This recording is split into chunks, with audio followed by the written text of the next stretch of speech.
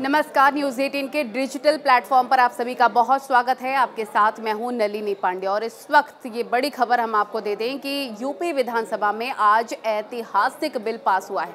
ऐसा हम इसलिए कह रखे हैं कि लव जिहाद के मामले से जुड़ा बिल पास हुआ है, जिसमें अब सज़ा को दोगुना कर दिया गया है। पहले 1 से 10 साल तक की सज़ा मिलती थी लव जिहाद में, अब उम्र कैद की सज़ा होगी। अगर कोई भी लव जिहाद करता है तो उसे उम्र कैद की सज़ा होगी। लव जिहाद यानी कि अपना धर्म छिपा कर किसी को बरगला कर अगर कोई शादी करता है तो उसे लव जिहाद कहा जाता है और इस मामले में अब उम्र कैद की सज़ा होगी। और यही नहीं, बताया ये भी जा रहा है कि इस कानून में कई नए अपराधों की सज़ा बढ़ाकर दोगुनी कर दिया गया है। इसके तहत कई नए अपराध भी जोड़ दिए गए हैं।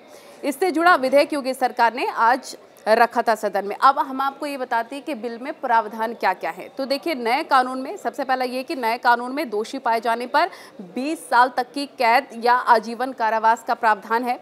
अब कोई भी व्यक्ति धर्मांतरण के मामले में एफआईआर दर्ज करवा सकता है, एफआईआर दर्ज करवा सकता है। और पहले मामले में सूचना या शिकायत देने पर पीड़िता, माता पिता या भाई बहन की मौजूदगी जरूरी रहती थी, लेकिन अब ऐसा इसमें नहीं होगा। लव जिहाद के मामले की सुनवाई सत्र न्यायालय के नीचे की कोई अदालत नहीं करेगी। लव जिहाद के मामले में सरकारी वकील को मौका दिए बिना जमानत याचिका पर विचार नहीं किया जा सकेगा और इसमें सभी अपराधों को गैर जमानती बना दिया गया है। इससे आप समझ सकते हैं कि कितनी कड़ी सजा का प्रावधान रखा गया है। 2020 में इसका पहला कानून बनाया गया था, जिसमें 1 से 10 साल तक की सजा का प्रावधान था।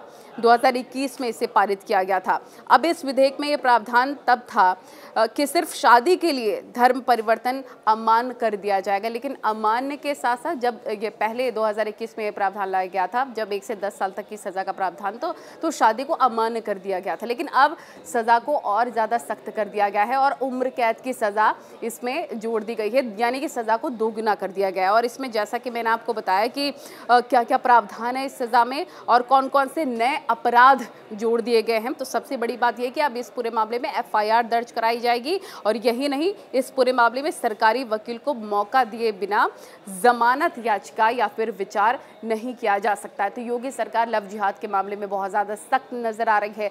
अवैध धर्मांतरण जिसे कहा जाता है, अवैध तरीके से अगर किसी का धर्मांतरण कराकर शादी के लिए उकसाया बरगलाया जाता है तो ये अब उत्तर प्रदेश में बिल्कुल बर्दाश्त नहीं होगा और योगी सरकार इसके लिए पहले बिल का प्रावधान प्रस्ताव लाती है और आज इस बिल को पास कर दिया गया है विधानसभा में कि अगर अब कोई लव जिहाद करता है तो उसे उम्र कैद की यानी कि आजीवन कारावास की सजा होगी।